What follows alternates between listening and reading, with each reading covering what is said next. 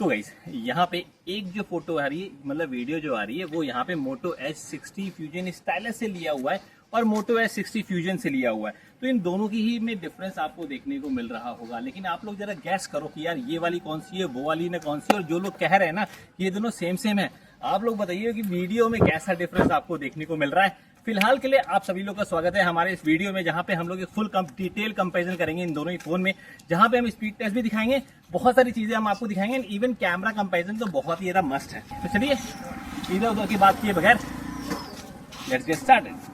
तो भाई यहाँ पे हमारे पास में मोटो H60 फ्यूजन और साथ में मोटो H60 स्टाइलिस, दोनों ही फोन एकदम डिफरेंट ऑडियंस को केटर करते हैं। दोनों ही ऑडियंस कंफ्यूज है कि यहाँ पे इसके साथ में जाए कि इसके साथ में जाए। तो भाई देखो यहाँ पे दोनों में से कौन सा फोन आपके लिए है, यही चीज मैं रिवील करूंगा प्रॉपर तरीके से इसी पर्टिकुलर वीडियो के अंदर। तो यहाँ पे हम परफॉर्मेंस से लेकर के, गेमिंग से लेकर के, कैमरा से लेकर के एंड इसके स्टाइलिश फीचर्स के बारे में भी डिटेल में बात करेंगे। मोटो AI को लेकर के भी बात हम करेंगे, तो हर एक चीज एकदम डिटेल में। तो चलिए सबसे पहले तो अगर आपने चैनल को सब्सक्राइब नहीं किया है, भाई बहुत मेहनत लगती है ये सारे वीडियोस लेकर के आने के लिए, तो आपसे एक छोटा सा सब्सक्राइब वाले पे क्लिक तो एक्सपेक्ट कर ही सकता हूं। तो फिर सबसे पहले तो देखिए भाई, बैक से अगर आप देखेंगे दोनों में ही आपको यहाँ पे वीगन लेदर देखने को मिल जाता है, और दोनों के ना केवल कलर में डिफरेंस है, बाकी वीगन लेदर सेम ही है। लेकिन इसके अंदर आपको बड़ी बैटरी मिलती है और ये लाइट वेट भी काफी ज्यादा है। इसके अंदर आपको छोटी बैटरी मिलती है, लेकिन देखो ये यहाँ पे ब्लॉकी वाले डिजाइन के साथ में आता है। फ्रंट में आपको फ्लैट डिस्प्ले मिलती है और थोड़ा सा हैवियर साइड में भी है। खैर मैं आप लोगों को बता देता हूँ कि इसके अंदर 500 mAh और इसमें 5500 mAh की बैटरी देखने को मिलती है।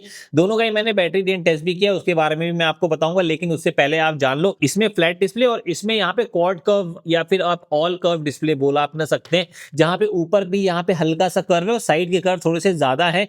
तो ये मतलब नॉर्मल जो कर्व वाली डिस्प्ले है वैसी ही दिखती है, लेकिन इसमें फायदा ये है ऊपर और नीचे से भी हल्का सा कर्व है, जिसकी वजह से काफी ज्यादा कम हो जाता है और इसकी डिस्प्ले वाकई में काफी ज्यादा प्रीमियम लगती है। हालांकि दोनों में आपको 1.5K की रिजोल्यूशन में 120 हर्ट्ज की रिफ्रेश रेट वाली डिस्प्ले देखने को मिलती है। इसकी पीक ब्राइटनेस 4500 निट्स की है, इसकी 3000 निट्स की है। बहुत ज्यादा यहाँ पे ब्राइटनेस में आपको खैर यहाँ पे डिफरेंस पता चलेगा नहीं, दोनों को दोनों यहाँ पे प्रॉपर्ली विजिबल होती है, इंडोर और आउटडोर दोनों में ही।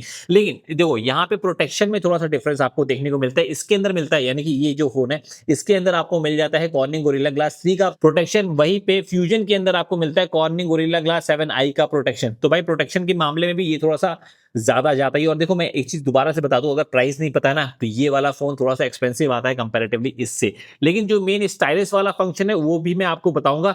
और देखो जब स्टाइलिश मिलता है तो क्या चीजें आप खो रहे हो धीरे धीरे में आपको पता चल रही होंगी। तो भाई यहाँ पे आप खो देते हो प्रोसेसर। जी है, इसके अंदर मिलता है लेटेस्ट Dimensity 7400 वाला प्रोसेसर। इसमें भाई पुराना वाला है स्नैपड्रैगन 7s Gen 2 वाला प्रोसेसर। लेकिन भाई दोनों की परफॉर्मेंस में क्या बहुत ज्यादा अंतर मिलेगा, ये काफी सारे लोगों का क्वेश्चन है। तो मैंने फुल ऑन एक परफॉर्मेंस टेस्ट परफॉर्म किया है, तो जहां पे मैंने देखा है कि Antutu बेंचमार्क में कोई बहुत ज्यादा डिफरेंस नहीं है। हाँ, हमने यहाँ पे देखा है कि जो CPU थ्रॉटलिंग टेस्ट था वहां पे इस फोन का ज्यादा बेटर जो है निकल के आ रहा था, लेकिन फिर भी आप देखें तो Antutu में ये इसने ज्यादा बेटर परफॉर्म किया। एंड इवन यहाँ पे KineMaster video rendering test में भी इसी ने ज्यादा बेटर परफॉर्म किया था। एंड इवन यहाँ पे गीक बेंचमार्क के स्कोर में भी इसी ने ज्यादा बेटर यहाँ पे परफॉर्म किया था। तो एक चीज तो समझ में आती है कि जो ये प्रोसेसर है इसकी कैपेबिलिटी ज्यादा बेटर है कंपेरेटिवली पुराने वाले प्रोसेसर से। लेकिन जब हमने बोला कि चलो रियल लाइफ टेस्ट में हमने काइन मास्टर किया, इसके बाद जरा ऐप ओपनिंग भी कर लें, दोनों में ऐप ओपनिंग और क्लोजिंग एनिमेशन देखने को मिलती है। लेकिन जब मैंने ऐप ओपनिंग किया ना, तो ए से लेके जेड तक, मतलब कि सोशल मीडिया, शॉपिंग एप्लीकेशन और नॉर्मल एप्लीकेशन सबसे लेकर के और यहाँ गेमिंग एप्लीकेशन तक सारे के सारे यहाँ पे ज्यादा फास्टर ओपन हो रहे थे मोटो H60 फ्यूजन में। दोनों में ही भाई UFS 2.2 ही देखने को मिलती है, ये चीज मैं एक्सेप्ट करता हूं, लेकिन भाई फास्टर यही है, ठीक है।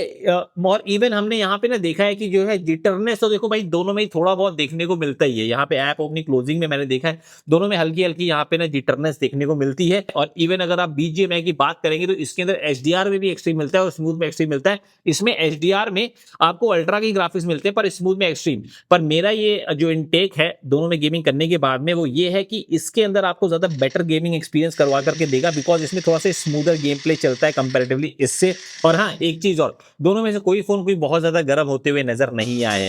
हालांकि अगर दोनों की स्पीकर्स की बात कर लूं तो मुझे ज्यादा लाउडर स्पीकर ये देखने को मिला है। हालांकि डॉल्बी एटमॉस का सपोर्ट इसके में आता है, लेकिन ये ज्यादा क्रिस्पर बोलूंगा, लेकिन लाउडनेस के मामले में इसका स्पीकर ज्यादा लाउडर है। और अगर हैप्टिक्स की बात करें तो दोनों में ही ऑलमोस्ट सिमिलर ही हैप्टिक्स देखने को मिलते हैं। दोनों में ही मोटो का AI फीचर देखने को मिल जाता है, जिसमें बहुत सारे फीचर्स मिलते हैं। मैं पहले वाली वीडियोस में भी आप लोगों को मैं दिखा चुका हूं, पर फिर भी मैं आप लोगों को बता मैं देता हूं कि यहाँ पे अगर आप पीछे की तरफ आप 2 बार आपने यहाँ पे टैप किया तो यहाँ पे अपडेट मी का ऑप्शन आता है, टेक नोट्स का ऑप्शन आता है, रिमेंबर दिस या मैजिक कैनवस का ऑप्शन आता है। तो मैजिक कैनवस में आप जाके कोई भी ना वॉलपेपर वगैरह क्रिएट कर सकते हो। देखो ये दोनों में ही आता है, ठीक है, ऐसा नहीं किसी एक में आ रहा किसी एक में नहीं। तो इसमें ज्यादा बात करने की जरूरत नहीं है, लेकिन बात करने की जरूरत है यहाँ पे इसके स्टाइलस को लेकर के। देखो भाई, जैसे ही आप यहाँ पे इसका स्टाइलस ओपन करते हो ना, तो साइड में आपको यहाँ पे एक पॉपअप निकल करके आ जाता है, जहां पे write note, moto note, screenshot, free form, crop, sketch to image, writing calculator, ये सब आपको देखने को मिलता है। जिसके अंदर जो राइटिंग कैलकुलेटर है, आप कोई भी इक्वेशन आप उसको फाइंड आउट कर सकते हो, साथ ही में आप स्क्रीनशॉट आप प्रॉपर्ली ले सकते हो, उसका नोट भी करा सकते हो, और स्क्रीनशॉट के अंदर भी ना कोई अगर पर्टिकुलर सेक्शन चाहिए तो उसको भी आप यहाँ पे इसी स्टाइलस की मदद से आप क्रॉप डाउन कर सकते हो। लेकिन यहाँ पे जो स्केच टू इमेज वाला ऑप्शन है ना, मुझे लगा था कि भाई बहुत ही कूल है, काफी बढ़िया है, यूज करने में मजा आएगी, तो मैं यहाँ पे अनलिमिटेड टाइम यूज करता ही रहा। लेकिन यूज करने के बाद में भाई देखो, यहाँ पे थोड़ा बहुत यूज करने के बाद में इसमें भाई लिख के आ गया कि क्रेडिट ओवर, और उस क्रेडिट को परचेज करने का भी कोई ऑप्शन मुझे देखने को नहीं मिला है। पर भाई अभी तो नहीं आ रहा है, ये आप देख भी नहीं सकते। देखो मैंने अभी यहाँ पे बनाया, फिर भी आप देख रहे हैं कि यहाँ पे क्या नोट लिख करके आ रहा है। हालांकि अगर क्रेडिट को परचेज करने का भी ऑप्शन होता तो चलो एक ऑप्शन भी रहता। तो इस स्टाइलस का फिर काम क्या, मतलब मुझे उतना ज्यादा ये काम का लगा नहीं। देखो यहाँ पे जैसे सैमसंग यहाँ पे स्टाइलस देता है तो काफी सारे उसके साथ में आप ऑप्शन क्रिएट कर सकते हो। यहाँ पे कैमरे में अगर बाय द वे ये वाला बटन दबा करके, स्टाइलस वाला बटन दबा करके आप यहाँ पे फोटो वगैरह भी खींच पाते तब पर भी ठीक था, पर भाई वो भी इसके अंदर नहीं है। तो स्टाइलस दिया हुआ है जस्ट फॉर द सेक, लेकिन मेरा ये मानना है कि स्टाइलस का बहुत ज्यादा उपयोग है नहीं। बस यही है कि आप स्केच बना करके उसको एआई के थ्रू जनरेट कर सकते हो। वो सारी चीजें अगर आप चाहो ना, तो यहाँ पे बहुत सारे एआई के ऐप आते हैं, और मैजिक कैनवस जो भाई दोनों में ही आता है, उसके थ्रू भी आप यहाँ पे कर सकते हो, कोई बहुत बड़ी बात नहीं है। अच्छा, इसी के साथ में बात आ जाती है कि भाई आखिरकार इन दोनों में से कैमरा किसके बेटर है। दोनों ही फोनों में आपको सिमिलर टाइप के कैमरा मिलते हैं। 50 मेगापिक्सल का प्राइमरी सेंसर, 13 मेगापिक्सल का अल्ट्रा वाइड सेंसर, और यहाँ पे 32 मेगापिक्सल का फ्रंट सेल्फी सेंसर।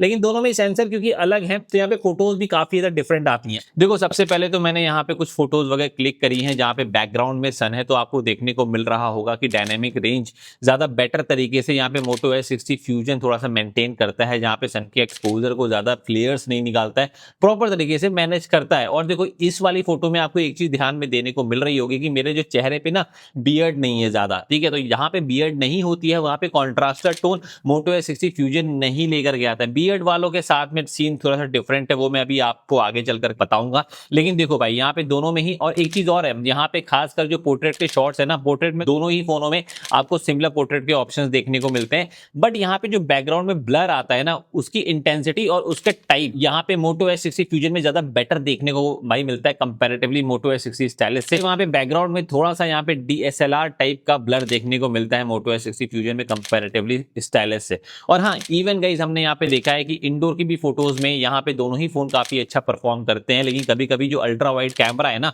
वो यहाँ पे मोटो S60 स्टाइलस थोड़ा सा ओवर एक्सपोज करता हुआ नजर आता है। फ्यूजन का जो अल्ट्रा वाइड कैमरा है कंपैरेटिवली स्टाइलस से ज्यादा बेटर निकल के आता है। लेकिन देखो ये सारी चीजें तो मेरी शुरुआत की फोटोज में थी। जैसे ही मैंने बियर्ड वाली फोटोज को चेक करना स्टार्ट किया, जहां पे मेरी बियर्ड हल्की सी बड़ी थी, वहां पे सिनेरियो पूरी तरीके से चेंज होता हुआ नजर आया है। डायरेक्ट अगर सनलाइट में आपने फोटो खींची तो वहां पर भी मुझे ज्यादा कॉन्ट्रास्टर टोन मोटो S60 फ्यूजन में देखने को मिल रही थी। स्टाइलस वहां पे पहले की तरह यहाँ पे एक्सपोजर को मेंटेन करता है। मोर इवन अगर आप अगेंस्ट सन जाएंगे तब भी भाई मुझे वही चीज देखने को मिल रहा था कि थोड़ा सा कॉन्ट्रास्टर टोन मोटो S60 फ्यूजन में देखने को मिलती है। मोर इवन इंडोर में भी मुझे ऐसा ही कुछ देखने को ना मिलता है।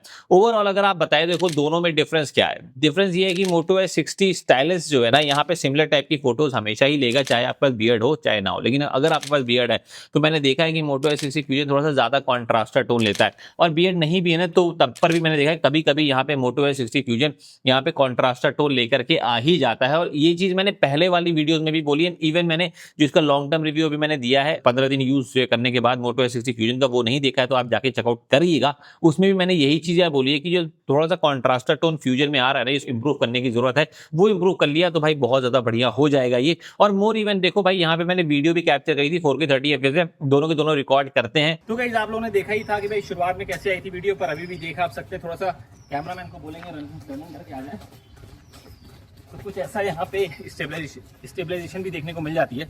बताइएगा कि किसकी क्या कैसे लग रही है। हालांकि दोनों के दोनों यहाँ पे अल्ट्रा वाइड में भी शिफ्ट कर सकते हैं, कि में ही कैपेबिलिटीज है इन दोनों में ही। पर आप बताइएगा किसकी ज्यादा बेटर लग रही है। दोनों में ही काफी अच्छी सी वीडियोस देखने को ना मिली है, जहाँ पे स्टेबलाइजेशन भी दोनों में ही काफी ठीक ठाक देखने को मिलती है। और फ्रंट सेल्फी कैमरा मैं बताऊं तो दोनों ही अच्छा परफॉर्म करते हैं, लेकिन हल्का सा ना कलर के मामले में मुझे मोटो S60 फ्यूजन का जो फ्रंट सेल्फी कैमरा ज्यादा बेटर देखने को ना मिला है कंपैरेटिवली मोटो S60 स्टाइलिश से। तो भाई यहाँ पे आप बताइए कि इन दोनों में से कौन सी फ्रंट सेल्फी की वीडियो ज़्यादा बेटर देखने को मिल रही है आपको। यहाँ पे थोड़ा सा रनिंग करके भी दिखा दे रहा हूँ, स्टेबलाइजेशन भी आपको समझ में आएगा। और ये स्टाइलिश वाला थोड़ा सा कॉन्ट्रास्टर टोन नहीं है, और मेरा इसमें वही है यार, जो मेरे होठ है ना, पिंक पिंक। कैसे लग रहा है बताइएगा ज़रूर, बताइएगा। कुछ ज़्यादा ही लाल हो गया, लिपस्टिक तो नहीं लगाई मैंने। तो भाई इसके बाद last but not least camera किसका बेटर है, तो मैं बोलूंगा बहुत ज्यादा कंफ्यूजन है यहाँ पे। अगर आपको एक सिमिलर टाइप की फोटोज चाहिए तो आप स्टाइलिश के साथ में जा सकते हैं, लेकिन थोड़ा सा वहाँ पे सैचुरेटेड फोटोज देखने को आपको मिलेंगी। फ्यूजन में थोड़ा सा एडवांस कैमरा है, लेकिन बस प्रॉब्लम आती है वही कि थोड़ा सा कॉन्ट्रास्ट टोन कभी कभी लेकर के आता है। अगर आप उसको मैनेज कर सकते हैं तो आप फ्यूजन के साथ में ही आप जाइएगा। खैर अब बढ़ते हैं आगे। अगर मैं बैटरी की बात करूं तो देखो भाई, यहाँ पे किसी भी कीमत पे आपको मोटो S60 फ्यूजन से बेटर आपको यहाँ पे बैटरी दे ही नहीं सकता। मैंने देखा भाई बहुत दमदार बैटरी आती है, और ये इवन यहाँ पे भाई iQOO के Z10 को भी यहाँ पे compete करता है। देखो यहाँ पे हरा तो नहीं पाता, लेकिन compete खूबी करता है, और ये फास्ट भी चार्ज होता है। यहाँ पे 5500 mAh की बैटरी इनफ है। तो इसलिए मैं बोलूंगा ओवरऑल अगर आप देखेंगे तो ये दोनों फोन में जो भी चीजें थी मैंने आपको पूरी क्लियर करके बता दी। आई होप कि आपको ये वीडियो पसंद आई होगी। पसंद आई इस पर्टिकुलर वीडियो को करिएगा लाइक, चैनल को करिएगा सब्सक्राइब, बेल आइकन को हिट करना भूलना नहीं। बहुत मेहनत लगी भाई। जय राम।